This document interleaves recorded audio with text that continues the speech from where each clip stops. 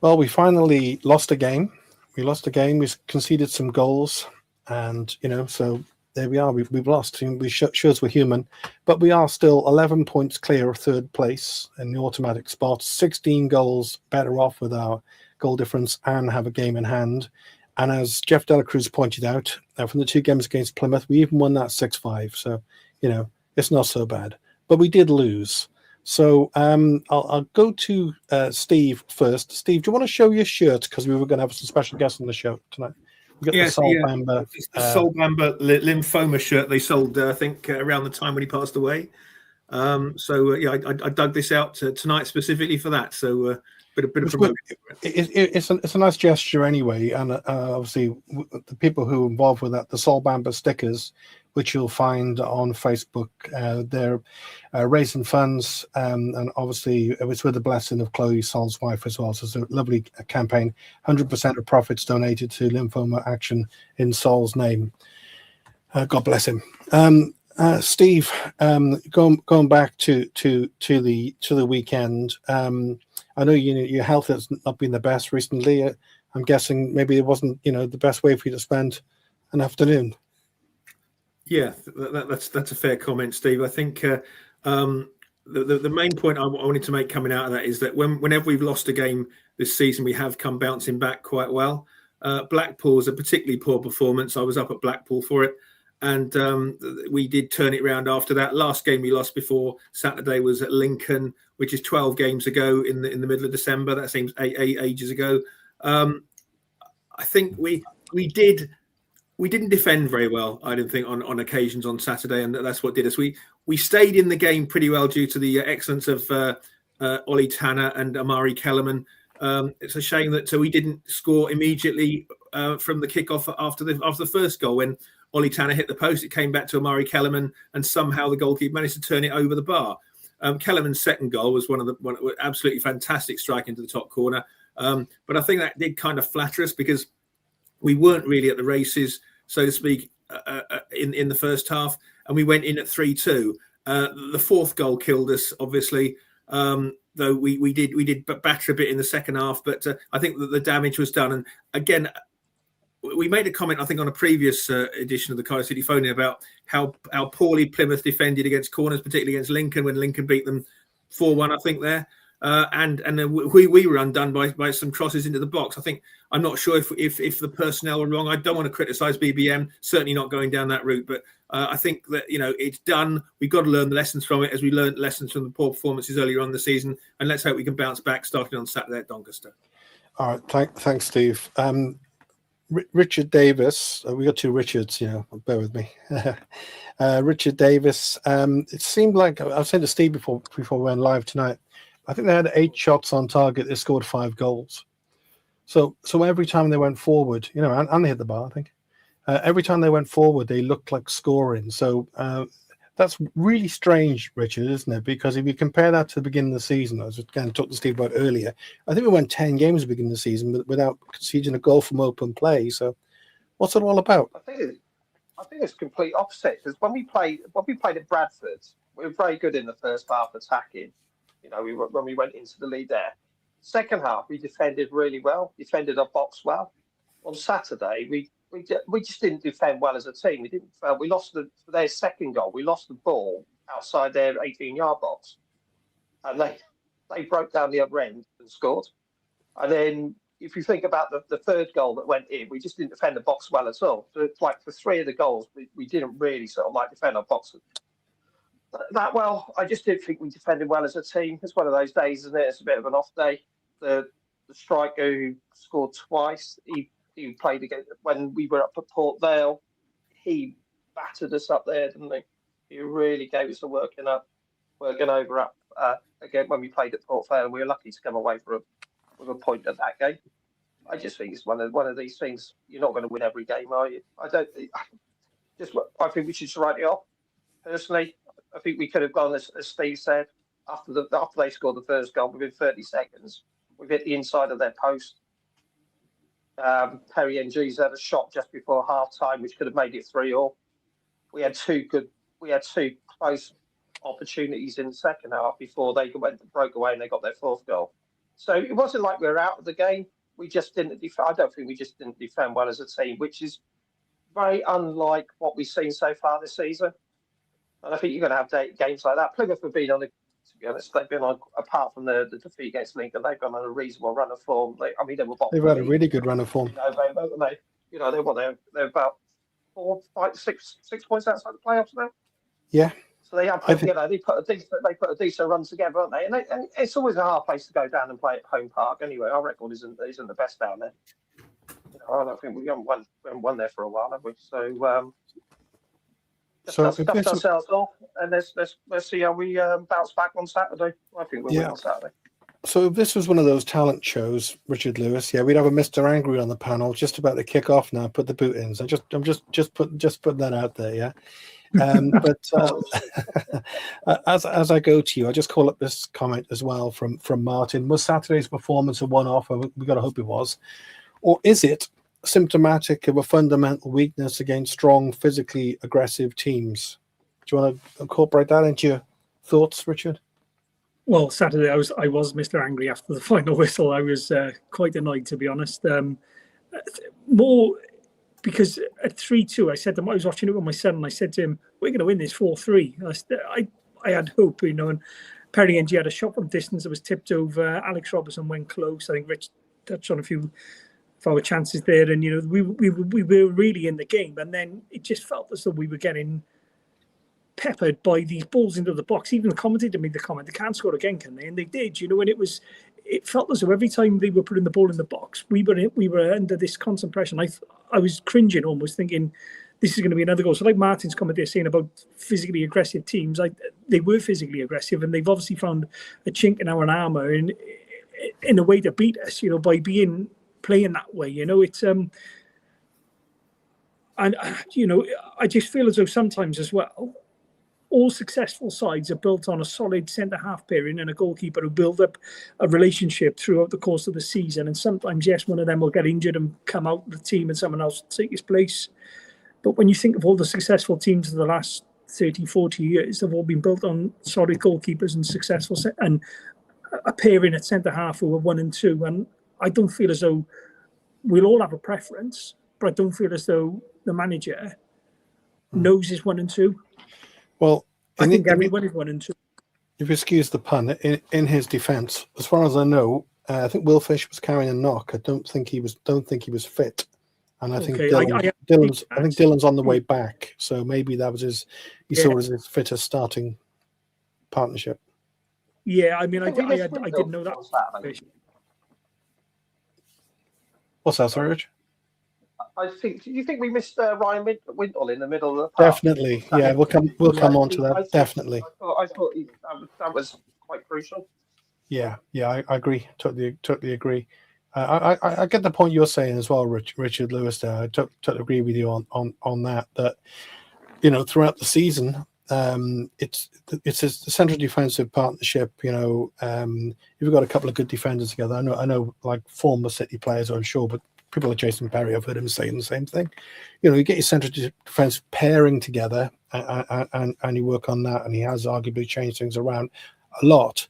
But it's still our first defeat in 12 games, so you can't really say that that's not working so well. I would have, if he was fit, I would have preferred to have Fish in there because it was always going to be that kind of combative, aggressive, big man kind of lump the ball in the box kind of game, I think. But to their credit, to Plymouth, man, they scored their goals, they put them in the back of the net, and they were pretty, they were pretty deadly, weren't they? Yeah, they put hard, to be honest, didn't they?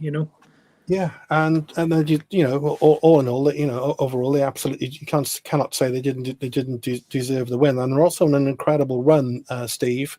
And if I was a betting man, which I might be, but I'm not very good at it, yeah. But if I was, inverted commas, I would possibly consider putting a fiver on Plymouth to at least make the playoffs, if not win the playoffs.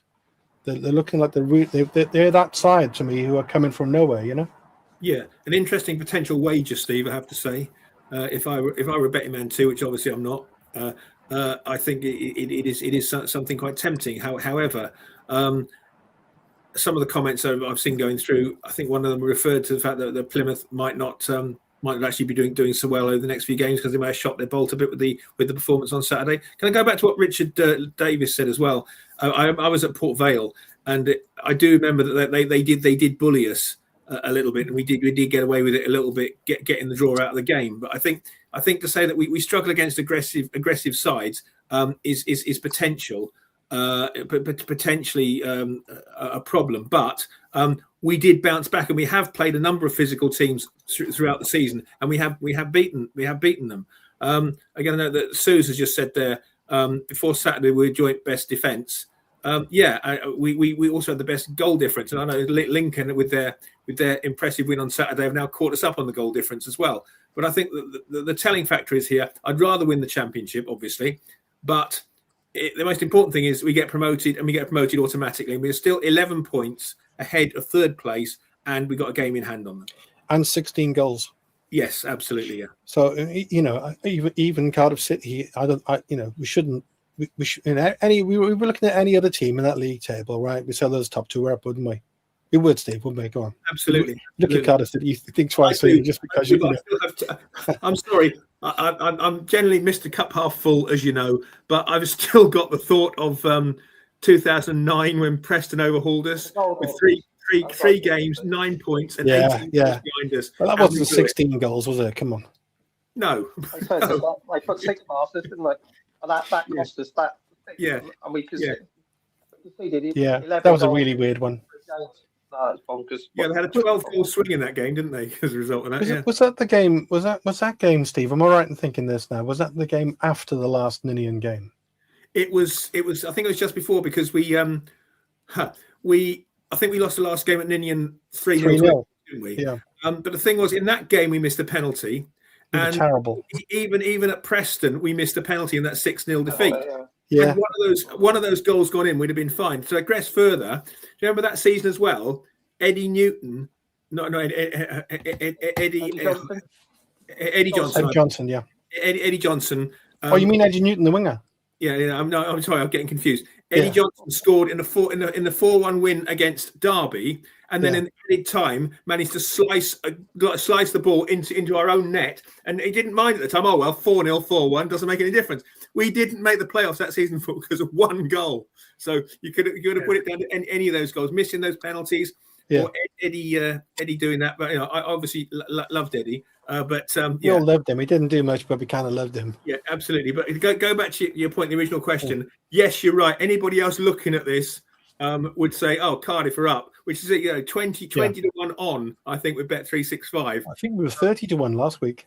Yeah, 33 to 1 actually. Yeah, but obviously we're coming in. We've got to stop worrying. But if there's anybody else other than Cardiff City, we will be saying, "Oh, that team's up." Yeah.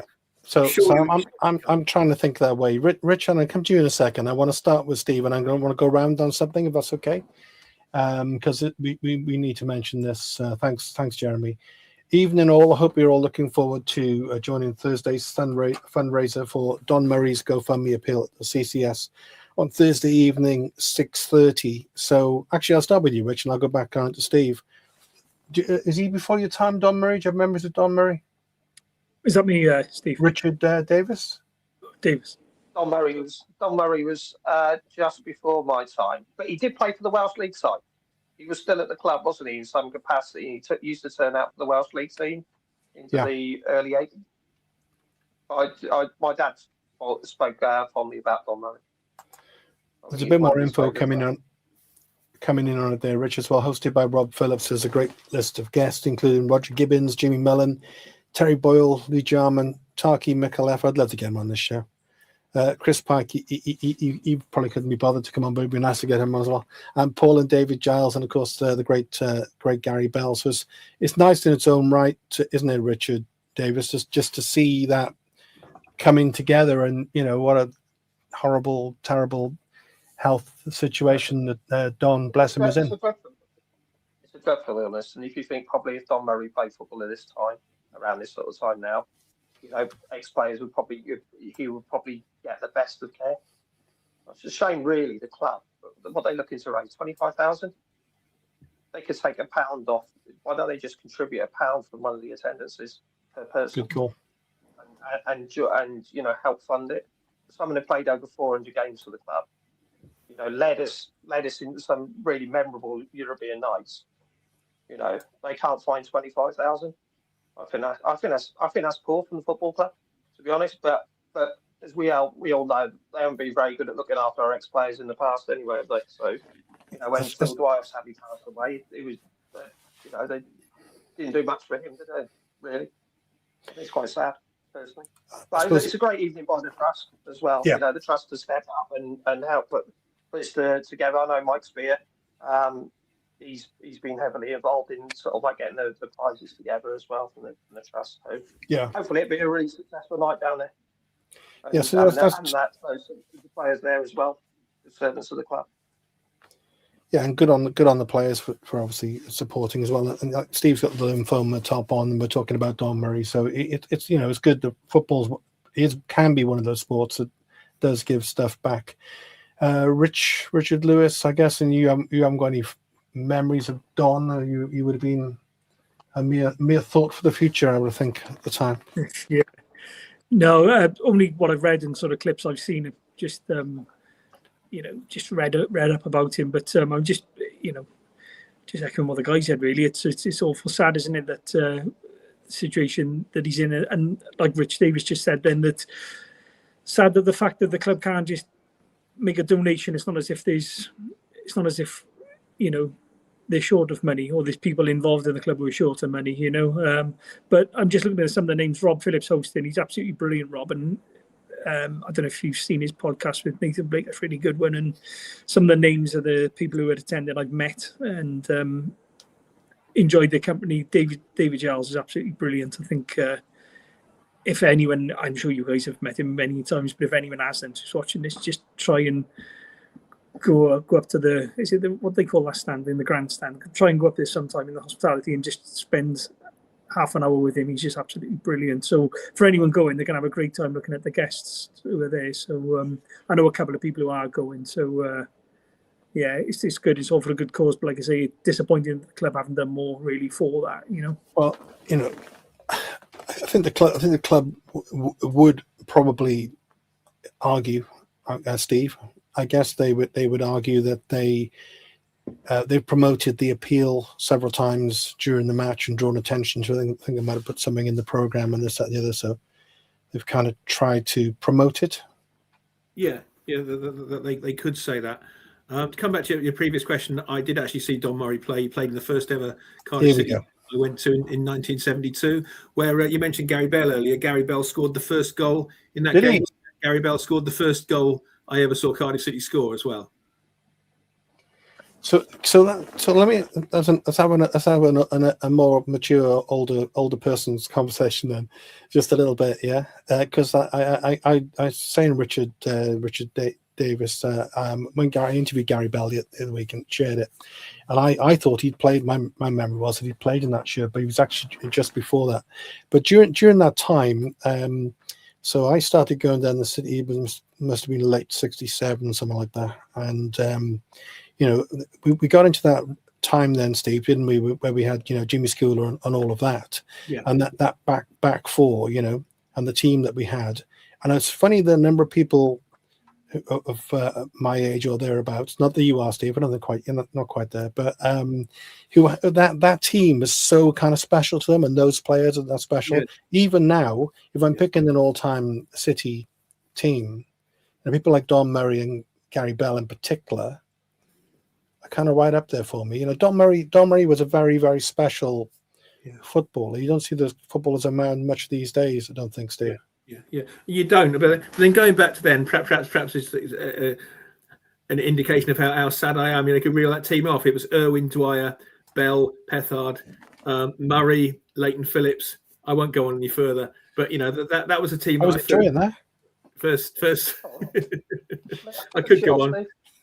Brian Clark was number 9, of course, and I think actually that night Derek Shower scored his first goal for Cardiff City as well. So he was sort of coming through it. Went on to play for Wales at Wembley against England in sort of about 75, 76, something like that. So yeah, that was a team that I first started seeing when I first started following Cardiff City. And then, of course, there was the 75-6 promotion season. Enjoyed that very much as well. When we had Evans and Alston up front. So they have given us some great memories. The problem is that to say it's a roller coaster following Cardiff City is the understatement of the century, understatement of a lifetime, I think, because there have been some highs, but there have been so many lows. But you have to go through those lows to appreciate the highs. And that's right. as I think as Johnny Owen said in his documentary before the 2008 Cup final, I'm with him entirely when he said something along the lines of, I cannot understand people who attach themselves to a team 200 miles from where they were born or where they lived, that they have no connection with, and they just follow sitting in their armchair on a Saturday afternoon. Unfortunately, I have to follow things in my armchair at the moment, but I think I've done my time and I'm enjoying this season. But sorry, I'm on a bit of a ramble here. But I think to go back to the regional point, those names, those players you first saw play will always stick with you, I think. Yeah, and it would be the same with you, Rich. I'm coming back to you, Richard Davis, now, because you have that kit on, right? But it's the same. When you first went to watch City, when you were a kid, I don't know, it might have been with your dad. Who knows? Other players do they stick with you for the same kind of reason as Don? Yeah, they do. I mean, I remember my first team. Paul Wake scored after 3 minutes against Oldham Athletic. We won 1-0. A few months before, I've been taken to Wembley to see Wales beat England at Wembley. It's quite good for a schoolboy growing up on the other side of the bridge to see, first of all, we had the two best football kits around at the time, the Wales one and the City one. And so I thought, this is the way forward now. I'm watching the winning team. A year later, probably a year later, I've seen City lose 7-1 at Luton. It's pretty good going to the school then on the following day. My dad sent me with my Cardiff City bag, scarf, bobble hat. Kit was in the bag as well because we had PE probably as well. But no, I remember those days quite fondly, to be honest. They're good days. They make you, don't they? As Steve said, we've seen like a few highs, don't we? We've seen so many lows in relegations and promotions. So you especially remember the 82-83 side. I mean, that's such a good team. Such a good team. That was one of my favourite sides. And then you got Jimmy Mullen there on Thursday night. He was the captain of the team as well, wasn't he? So final mention of Don. For me, Don Murray's right up there as one of the all-time Cardiff City legends, and same with Phil Dwyer. So I know for people of a certain age, that it really resonates, and our love and best wishes of Don's family, of course. Moving back on to the weekend, and again, Martin, I'll just go to you, Richard D, for now. He reckons Plymouth might have done a bit of a job on Joel Caldwell. They were really aggressive with him, pulled his shirt if he got the wrong side of them, and roughed him up a bit. Is that how you kind of saw it? I think they targeted Joel Caldwell on Saturday. They targeted, and this is probably where I said we missed Wintle in the middle of the park. Yep, we did. Because I think Ryan Wintle has been probably our best player this season. In terms of he's had a good season and what he brings to the team and stuff, his work rate and his energy around the pitch is second to none. And it's a real shame when you think about last season, that the season where he actually had that Bullock put his faith in two players that are never fit in terms of Ramsey and Rawls. And you think what Wintle could have brought to that midfield. At least there would have been a bit of fight in there. And I think he's been excellent. I think it's a real shame that he didn't start on Saturday. Because I think it might have been a different game in the middle of the park, and I think he might have given Joel Caldwell a little bit more sort of like protection, a little bit more offering of the ball. Yeah, he tends to sort of like break things up quite well, doesn't he? And he slows things down. Yeah, and I think it's quite signal that they as soon as they won the ball, they broke quite quickly. And that's the one good thing that I think Windle's done this season, is pick the ball up in front of the back four and broke play up. Yeah. It's a bit of a shame. Totally agree. I would certainly have waited. Yeah. And one wasn't playing. At half-time, Mr. Lewis, watching the game, I said exactly the same thing to our Irish correspondent, Jeff Delacruz, that, we're really missing Wintle. We're really missing Wintle. And I thought that'd be one of the first things he'd do at half-time was bring him on, but because he didn't get on at all. So whether he's not 100% fit or was he just giving him a rest, I don't know. But we haven't really got a Wintle alike, have we? In our in our squad, really, have we? Someone who does that because he kind of sits in front of the back four, and he's just he's just a safe player who tidies things up, and like Richard said, breaks at play, doesn't he?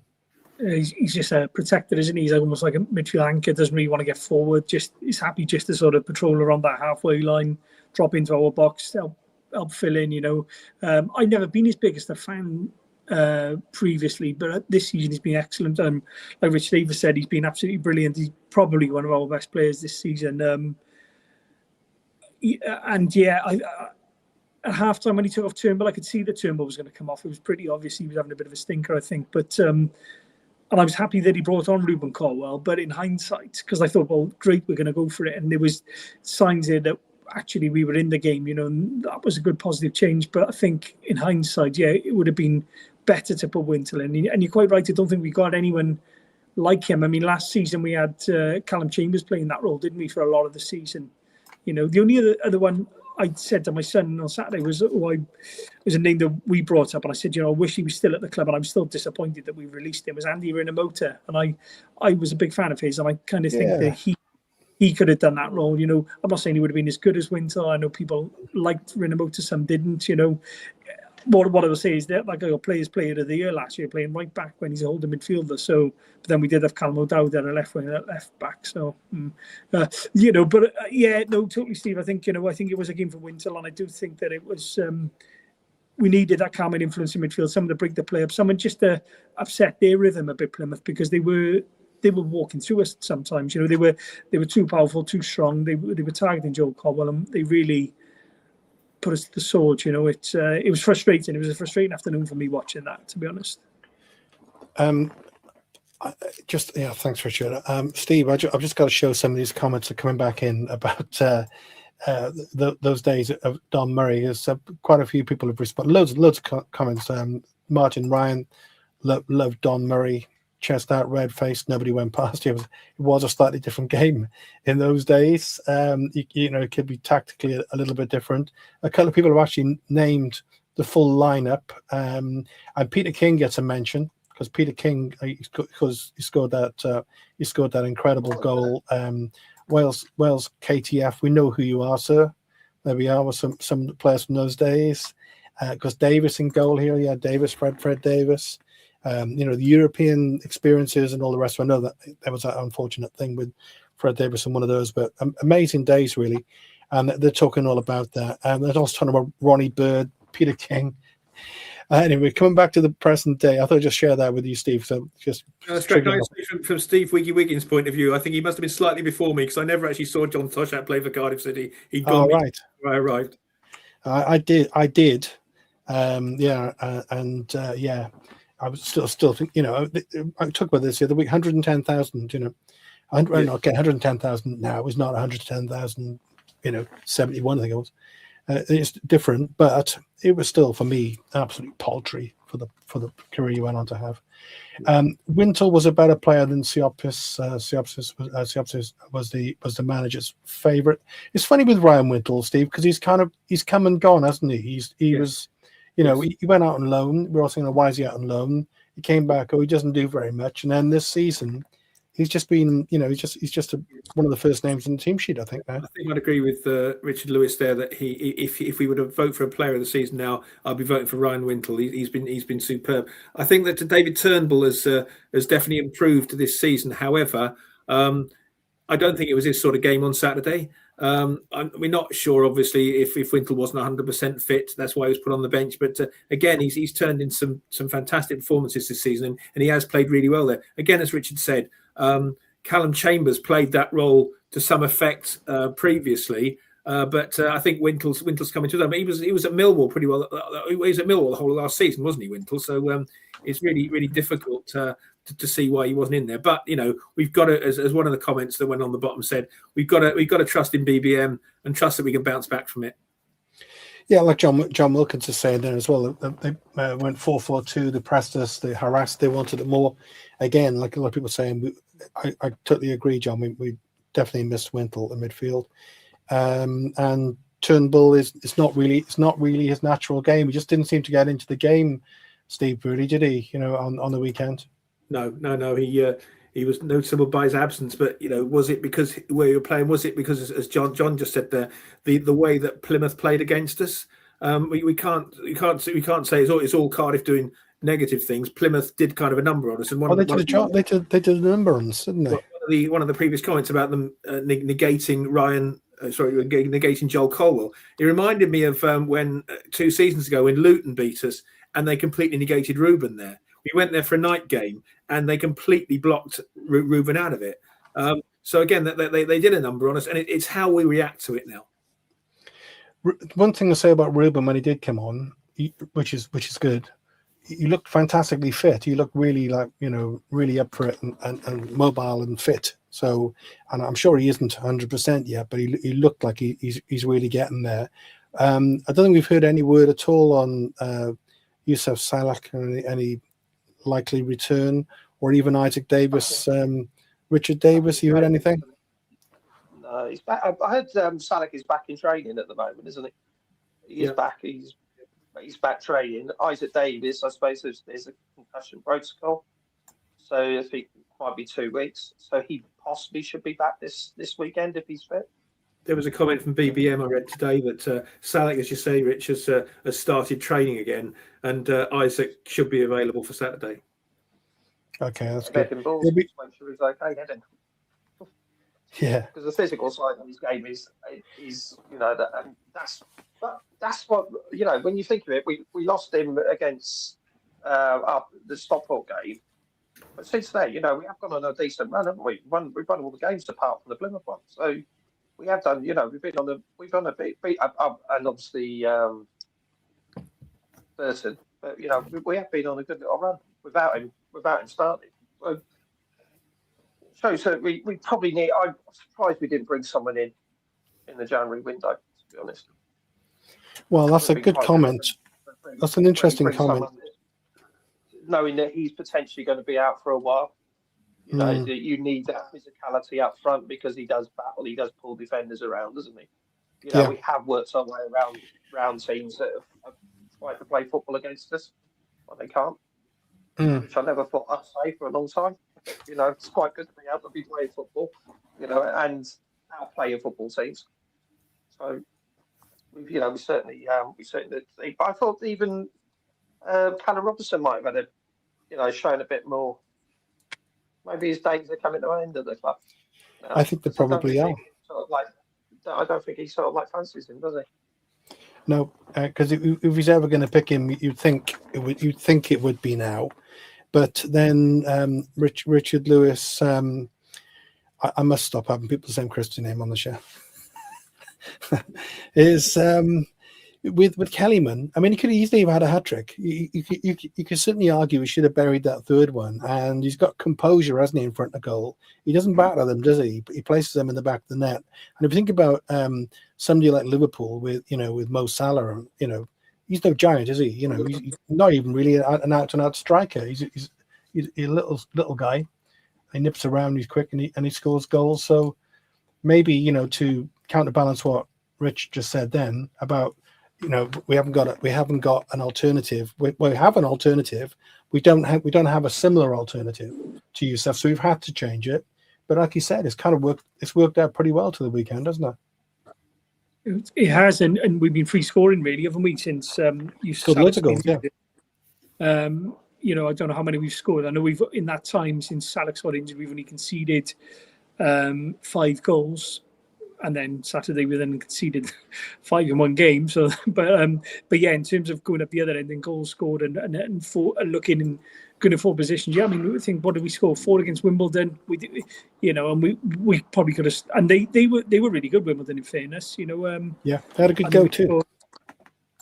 Yeah, they had a good go at it. What did we score as well? 3? Was it 3 at? Was it 3 at Rotherham? Against Bradford, wasn't it? 4 against Barnsley. 3 at Rotherham. Yeah. So we've been really good. Kellyman, I think, has been excellent. I think the first month or so he looked a bit slow when he was, getting the grips of the league. I think, but since probably about maybe October, November, he's been absolutely superb. And his 2 goals on Saturday were the highlight, were the best of the bunch for me. I know Yeah.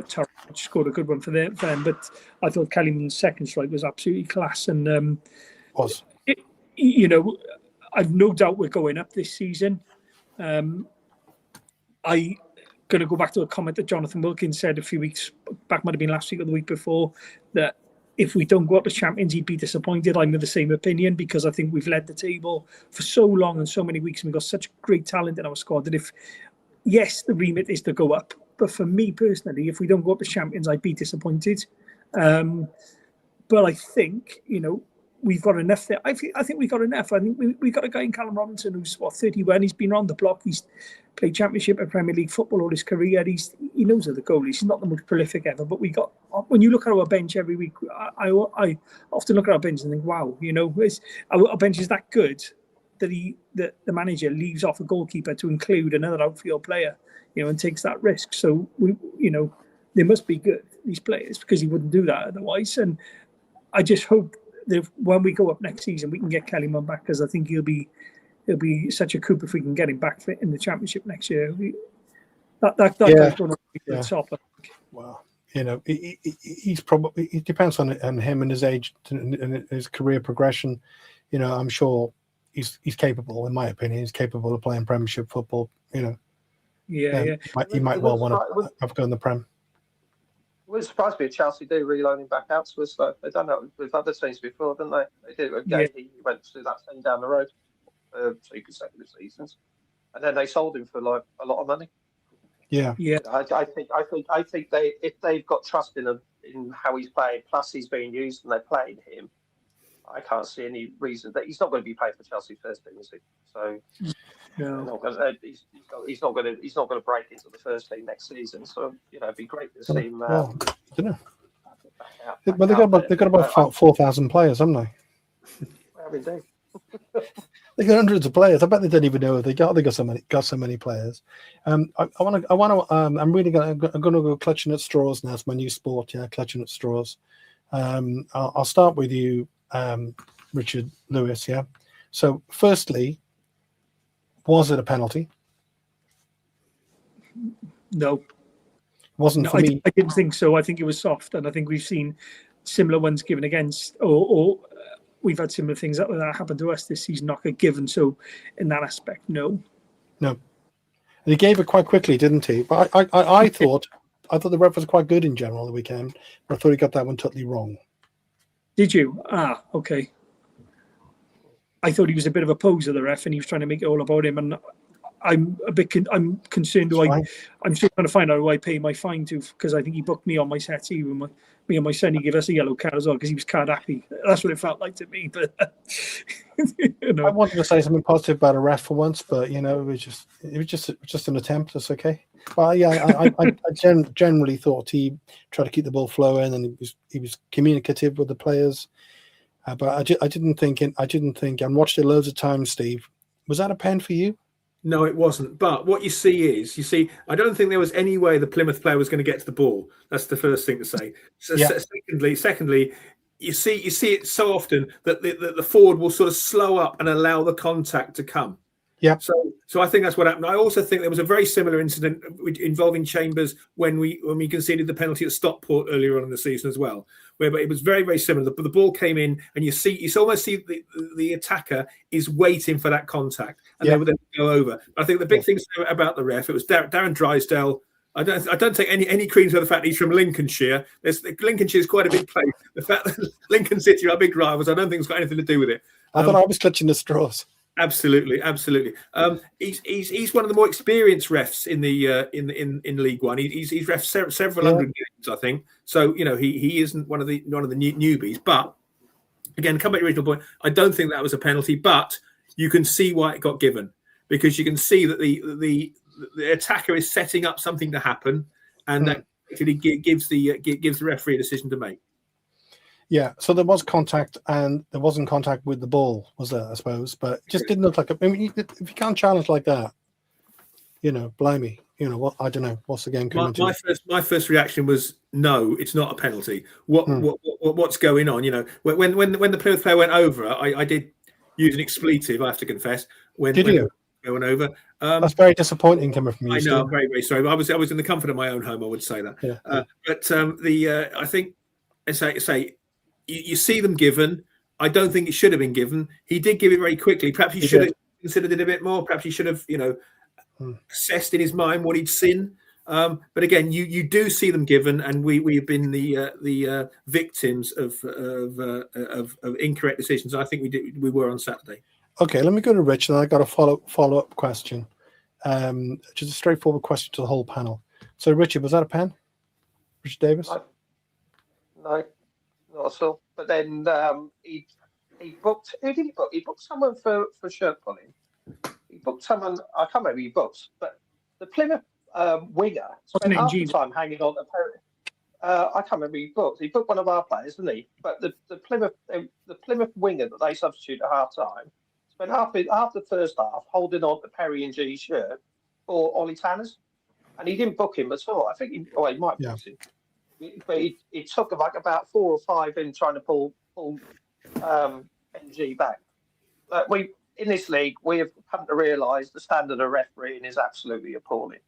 So, after the Stockport performance, the referee against Stockport, he shouldn't even be doing an under-7s game. It's been shocking, some of the things we've witnessed this season. And just the standard of referee in general is poor anyway, isn't it? Throughout the league, not just in our league. Championship is appalling. Premier League, even worse. They don't want to make decisions anymore, do they? Or they don't feel empowered to make decisions, I think is a better way to describe it. Well, that opens up the VAR thing, doesn't it? I didn't think he was that great on Saturday, the referee. Okay. Only me, that's fine. He didn't send Osho off, did he? Which he could quite easily have done. Yeah, it was a bit silly. It was a bit silly, wasn't it? So it's just like being at home when my wife's saying, I'm wrong all day. It's absolutely fine. So the follow up question, which is to the whole panel, right? When did we last have a penalty? When did we last have a penalty? I know. Wigan away. Wigan last minute. Right. And how long was that? Was that December? That was in October. October we had a penalty. That was against Wigan Athletic. That's a long time, isn't it? Yeah, it's a long time. Yeah, when you consider how many times Talik's been assaulted in that penalty area, literally. Yeah. About Salik being assaulted. Do you remember that Port Vale game again? Just tying it in with Tarlage, the Plymouth striker who used to play for Port Vale, and Steve used at that game. In the first, I think, 10-15 minutes, Salik got kicked in the face, if you remember, by one of the Plymouth centre halves, Jesse Deborah, I think it was, went right through him and cut his mouth. And I remember that, and that, again, that was a game we come away with. Just tying on with what you're saying about physicality and about. I'm glad you said that, actually, Rich, because sticking with you. This comment's coming from Graham, which is a very, very good point. Trying to put, and it was Nigel Harris pointed this out to me. I hadn't actually seen the footage of the challenge on Isaac Davis. If that was on a street corner, it'd become an assault. He literally blatantly just battered him, and there is footage of it. I'm incredulous how nothing's happened about that. So Graham's equally angry. Annoying the EFL won't do anything about Salah, who was, wasn't even a foul apparently. Battered to the ground and had damage to his neck, etc. And then Isaac Davis getting one across the face, and yet the charge in the club for a chant versus Chelsea. Ryan Wintle got elbowed against Stockport at home, didn't he? He did. That was I don't know. To be honest, the referee was 5 yards away from it. Yeah. And he gave him a yellow card. That's that is what we're competing with, and it's Isaac Davis, he did play on, didn't he? He did score like about 4 or 5 minutes later. Probably days. But it's not the point though, is it? The standard referee has been. So do you want to respond to that, Richard? Because I don't know if you've seen that footage. If anybody hasn't seen it, I hadn't seen it till Nigel sent me the link. If you actually see the footage of what happened to Isaac Davis, it's absolutely incredible. It's just so blatant. It's absolutely so blatant, And we're talking about the. Pardon? Where's the fourth official? Why isn't there fourth official? Yeah, I don't know. It was way off the ball. Apart from holding up cards, it's ridiculous. And a linesman doesn't say it. No, but but it was. The fourth official should be picking up on that. It's going back to the old days. Like, I'm not saying Don Murray did this, but Don Murray was quite a physical player. But and that time the game was more physical. But in those days, if you were gonna put one on a striker, you do it when the ball's down the other end of the pitch, wouldn't you? When the ref wasn't looking. And this was kind of an old school attack, basically, with at least a body check. Yeah, very good at doing that. At least a body check. But Rich, is that one of the hazards, Richard Lewis? Is it one of the hazards of when you come down from the Championship, particularly in our case with the younger squad, I suppose. But like when I think Birmingham coming down last season, and whoever's come down, or Sheffield Wednesday already down, of course, but that's may have a different problem. Do you expect? Are you setting yourself up for it to be more physical? A slightly different game to the higher leagues, and also the referees to be of a lower standard. That just goes with the territory. Do you think? To an extent, yes, but you still expect your players to be protected, and fouls to be picked up on, or blatant acts of thuggery to be teams to be penalised for. I mean, like I say, sometimes if it's a 50-50 and someone comes off worse off, you get it. Or if it's two guys jumping up and one gets clattered sometimes and they're using their arms for leverage, I think sometimes you've got to let them go. Or if it's a clash of heads, you're both going up for a header, sometimes you can't help that. But when you're seeing guys who are literally being targeted and being, Ryan Wintle, like Rich Davis said, got elbowed in the face against Stockport within about 5 yards of the ref. How the ref didn't see it, I don't know. That was a complete joke. I couldn't believe that game while I was watching it. It was just like, is this ref for real? There's an element of, and I suppose as well, what's happened is in football in the last few years, since we've had the invention of VAR and these cameras and all these different 20 million refs from the assistants from the pitch, and people watching it on screens at various places. Since the invention of that, I think one of the guys said earlier, it feels as if like referees are almost, loath to make a mistake. They loathe to make a decision because they don't want to be seen to be making a mistake because of the scrutiny then that comes after it. But then when they do make it, they're making the wrong call. I wonder if the level's not as good, obviously, because you're not going to get the best of the best based on the assessment of the referees and their performances in the higher up you go. But you expect to be, I think we deserve better and we expect better from them. I don't remember, albeit it was 23 years ago. I don't remember this level of football being that bad last time we were here when we went up with Carvin, Ernie and Andy Campbell and Peter Thorne at all, and the Lenny Lawrence. I don't remember it being this bad back then. Yeah. I think you could still tackle from behind back then, though. I'm not sure. I don't know if that'd been outlawed or not. Yeah. There's some great comments in the chat, by the way, for people who haven't seen them. Are you coming in there, Steve? Yeah, I remember talking about, you say 23 years ago, Rich. I remember the playoff semi-final at home against Bristol City, and then the final were refereed by Howard Webb, who nobody had really sort of heard of at the time. And I remember thinking that was one of the best. The home game against Bristol City is one of the best refereeing performances I've ever seen. He was absolutely superb. And I actually met Howard Webb subsequently. I told him so because he remembered that game. But again, going back to the referees and going back to the comment earlier about the chant against Chelsea. Two wrongs don't make a right, I don't think. These are the rules. These are the laws. Enforce them all. If players are being assaulted, and I think the Isaac Davis incident, I've seen that clip that Nigel sent to you, Steve, as well. It is completely off the ball, and the camera almost only picks it up by accident. So you can blame really any of the officials for not seeing it at the time. If the ball's in another part of the pitch, they're not going to be looking at that. And that includes the fourth official as well, unless he's got complete, 360-degree vision. But you're not going to pick up on it. But you see these things picked up later on. If they've not been picked up at the time, they can be picked up on later on. Well, Can I just respond to that, Steve? Because that's a really, really, really good point. So if that, we're playing in League One, right? If that was in the Premiership, and someone had spotted that, right, later on, there would have been action. It would have been dealt with. You know, It would have we been can good to see have it. on a It's VAR, in the but public domain. You know, it's out there, and it's not invisible. Yeah. they have a duty of care as well, referees, for the safety of players on the pitch. Yeah. Well, They not do. according They to the should have. Stockport You know, manager. well, not called it. No, but idiot anyway, weren't they? Um, Let's see.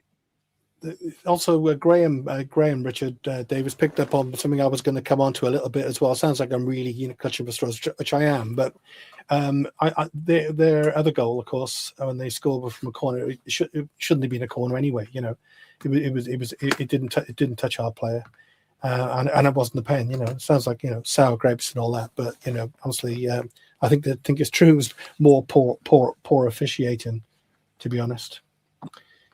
Plymouth were very streetwise with their fouling. Clever from Steve Wiggins. Did you take your hat off for their fouling, Richard Davis? I think teams play that way anyway, don't they? You've got to be a little bit sort of streetwise, and you play the game. You play within the boundary of the laws of the game, don't you? So you are going to get people who are going to do a little bit tugging, a little nudge off the ball. It all depends on the referee as well, what the referee sees, doesn't it? If it's on his blind side, he's not going to see it. I think sometimes you've got to be a little bit sort of like streetwise in these sort of ways that we're playing. I mean, when we had Eddie May as our manager, his teams were completely streetwise. Just to respond to Sue's, maybe we're just a little bit naive at times. Maybe because it's a young team. Well, it's kind of like a it's a come to think of the word phrase for it, but it's a combination really, in that we've got a young mobile team who probably sometimes outthink the other players on the pitch, against the fact that some of the League One defenders are a bit lumpy, and secondly, the referees, they get away with it. Just to respond to Sue's on there. This is not in a weird way, Suze, honestly, yeah. But if you can find me on Facebook, send me a friend request, because I want to ask you something. And I am married, just to say, it's nothing to do with that, okay? So Steve Wiggins makes a really good comment. I'll just go to you, Richard Lewis, on this one. A really, really good one. And by the way, hats off to Lincoln. What an amazing season they're having. Fantastic season. They're a point off us, They've had an amazing season, and if they go on to win the league, they will absolutely 100% deserve it. So, credit to them. Obviously, we want to turn them over in a couple of weeks, but they've had an amazing season. But the point that Steve makes there is we'll certainly face a very physical Lincoln side in a couple of weeks. So, I mean, because they are that type of side, again, with the dead ball and, the corners and free kicks and stuff, they're going to be putting it about a bit, aren't they? Yeah, I think so. That's going to be a game then, isn't it? Where his selection has got to be right, isn't it? The manager, and I haven't criticised the manager at all season. I think he's done an excellent job, considering he's come to us on the back of an assistant manager's role at Leicester City, where it didn't go too well. And a lot of people were writing him off before he'd even started. He's done ever so well. And in one of the comments earlier this evening, someone said, he's got his, I think it was Martin Ryan might have been said, he's got his selections right in terms of rotating all season, and it's worked up to now, which it has, you can't criticise him for that, but he's got to make sure that he gets it right, against Lincoln, because firstly, we got Doncaster, we need to return to winning ways, which I'm sure we will, and then it's a big one against Lincoln. It should be a sold-out stadium. We play better at home than we do away. He's got to get his selection right. Windle's got to be in, and for me, I think you've got to put, if they're fit, Fish and Lawler in, because I think they're our best two, or at the very least, Fish and Chambers. I think it's not a game for Osho, because, just feel as though it's probably best not to put him in without elaborating. I really like Osho. I think he's a really good footballing centre half. But I think for that kind of game, if the ball's going to be flying in, it's going to be a really physical encounter, he might not be the first choice. Would you kind of go with that, Steve? Yeah, I would. I think to go back to Lincoln, I agree with Wiggy's point about it. It's going to be a physical game, but I don't put Lincoln in the same class as the likes of Stockport and the way Plymouth played on Saturday. They've not got the sort of Lincoln, as I've said on here before, are very good at what they do. They're very good at getting the ball in, air raid, sirens, and so on. They scored 2 very good goals against us. We scored probably one of our goals of the season with Perry NG there. Perry NG, who Perry NG can be a very cute player as well. Yep. I think that point's got to be made. Also, I think on the referee point, just going back to that again, we've not always been up against it on it. I mean, Osho could have gone on Saturday, and how Robertson wasn't sent off against Barnsley is quite beyond me, because he blatantly broke up an attack when he already had a yellow card, and the Barnsley players were quite apoplectic about it. So it hasn't always gone against us. And you do say, luck balances out over the season. So I think we've still got a bit more luck to come our way official wise before then. But yeah, I think we've got to be right against Lincoln. We've got to have the right lineup against us. It's not necessarily going to be a nasty game, but it's going to be a physical game, as they say. There's going to be lots of balls into the box, and we've got to deal with it better than we've been dealing with it recently. And the comment which was made there, and I'm sure we'd all share that, Martin's comment that, absolute faith in BBM to get it right. Well, one of the things about him, Richard Davis, after the game was I kind of quite like the way he deals with it. Like when we got battered by Wimbledon in the Cup, and he said it was a good learning curve for the youngsters. And then we got beaten on the weekend, and we exceeded 5 again. Not that we do it every week, by the way. But he said, let's stay calm. We're calm when we're winning. Let's just keep calm, cool heads. Let's just crack on. I think he's been great, to be honest. The way he's rotated the team around as well. He hasn't kept the same side most weeks as he's made subtle changes, and subtle changes have been good, but how he actually comes out in press conferences and everything, he doesn't try, he's not blasé about things, is he? He just speaks of what we've seen, which I think is quite refreshing, because we've had managers in the past who try to bombard us with statistics of sort of like Mackay used to, sort of think we had about 17 shots, but none were on target, but we had 17 shots. But I think he's been great, to be honest. I like the way he speaks, like the way he comes across, and I think he's brought into the club, and he's kind of sort of helped to rebuild the football club. He has, because there's a unity on and off the field now, and I think when he speaks sensibly, speaks wisely, and he's not trying to pull the wool over people's eyes. I think his approach has been really refreshing this season. It's probably just what we needed. Yeah, and again, as Sue says, he doesn't dodge questions. He is very honest, and also Richard Lewis. He also seems to be, very well thought of by the players. His man management appears to be, really excellent. So, we have a safe pair of hands at the club. I think we can all agree with that. We're absolutely delighted, I think, to be in a position that we're in with 13 games to go. Let's go around for score predictions for the Mighty Dons. Richard Lewis, are we going to battle the Mighty Dons 5-2? 2-0. Okay. 2-0. Keep a clean sheet, because we need to after last weekend, and bit of confidence. Hopefully Fisher will be in, or Fish and Chambers at the very least, and we might see Scanlon as well at left back. He hasn't had a mention, and he came on in the 2 cameos he's came on, so we might see him and Bagan dropped out. It would be typical of BBM now to rest a few, wouldn't it? Before Lincoln, because he might see this as a chance to drop a few out for this game, make sure that all everyone is fit and ready to go for Lincoln. I think Wintle back in is quite likely. The other thing, Steve, briefly as well before we got the scores, is with Scanlon, he probably could do a job further forward, so he could play wide left. But what's your score prediction for Doncaster, Steve? 3-1 win. Excellent. And Richard Davis? 4-0. Brilliant. We lost 5-2, then we're going to win 4-0 next time. That's what it's all about. Liverpool put 5 past them, didn't they, at the round? So come on, let's be optimistic. Well, we're going to win anyway. Fair enough. All right. Thanks, guys. Thanks very much. See you soon. Cheers. Thank you. Bye. This channel is powered by an incredible membership community on Cardiff City World and patreon.com/Ace Podcast Nation. Becoming a member unlocks exclusive rewards, from early access to live event tickets, bonus content, and even the occasional inside transfer scoop when we get it. But more importantly, it allows us to bring you top quality Cardiff City content 7 days a week. Across those 7 days, we're talking match previews, exclusive interviews, instant match reactions, the Breakdown podcast, tactical deep dives, the Spotlight series, Bluebirds Rewind, Academy Focus, and just so much more.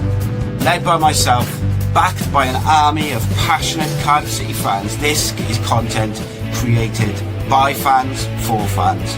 Balanced, professional, and 100% all about the club we all love.